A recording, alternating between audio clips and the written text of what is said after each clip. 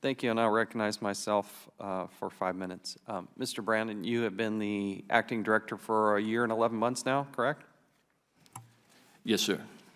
Mr. Turk and Mr. Temple work for you? They do. Why are they not here?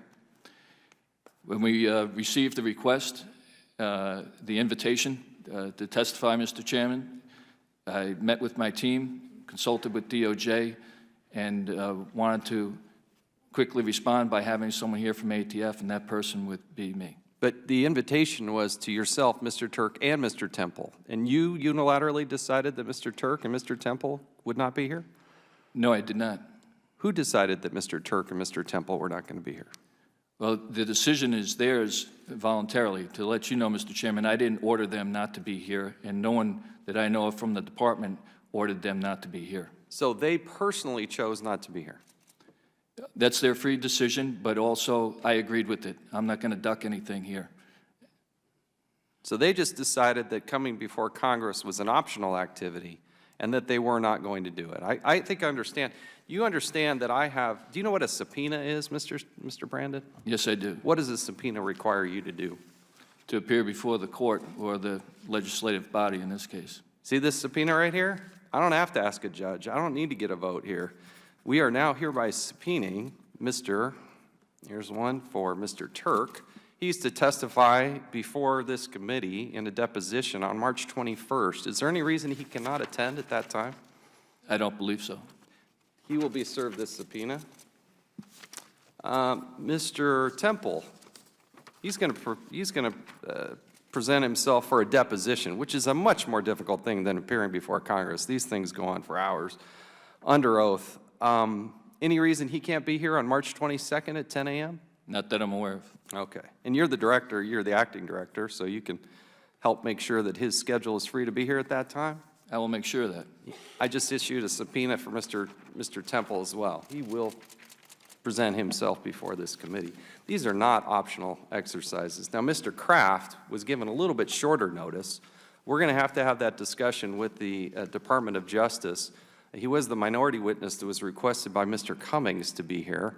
His non-presence is also totally and wholly unacceptable, and we'll figure out how to best move forward on him.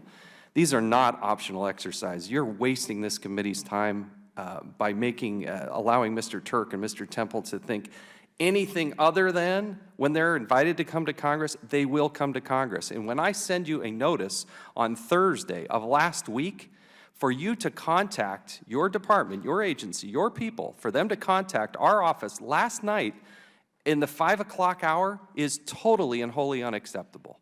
There is no excuse for that, and we will not tolerate that. And if I need to issue a subpoena at the get-go, you tell me. We will do that every time because they should have been here today. And if you had given us the proper notice, as was laid out in the letter, which says that you will contact the committee by March 6th, which you did not, then we would have issued a subpoena and they'd be here today and we'd have a more full and complete hearing. And everybody in this audience, and especially the Zapata family, could hear from these people. Do we understand each other? Yes, Mr. Chairman, we do, and I apologize if there was a communication as late as yesterday. I was under the understanding that there was communication, and if there was a subpoena, obviously they would be here, but I hear you loud and clear. Chairman, would you yield? Yes, For a second. Mr. Brandon, I think the thing that concerned me more is when you said you agreed with the decision of them not to come. You understand the significance of a subpoena, do you not? And a request that your agents be here. But you just sat there and said you agreed with their decision. So apparently there was some back and forth, and you being their boss, I'm just trying to figure out, you know, what part you played in all of that, because that bothers me. It also bothers me that, you know, that the late getting back to us. I mean, I think we try to accommodate, but when we get something, a response the evening before, that's kind of rough. But tell me what part you played, and I just want to be clear on this. Oh, thank you, sir. You're their boss now, right? Yes, I am. Okay. We got the invitations, not subpoenas, and I was told that normally we would get more time to respond within a 14-day rule. We wanted to absolutely appear here and be prepared, and that in talking to the department, which had a lot of things going on with hearings, that this was the proper way to handle. But you said you agreed. You said you agreed with the decision for them not to be here. See, that puts us in a kind of awkward position. We got the boss who says, okay, guys, you don't have to show up. And that sends a hell of a message. That's a problem. So, Come on now.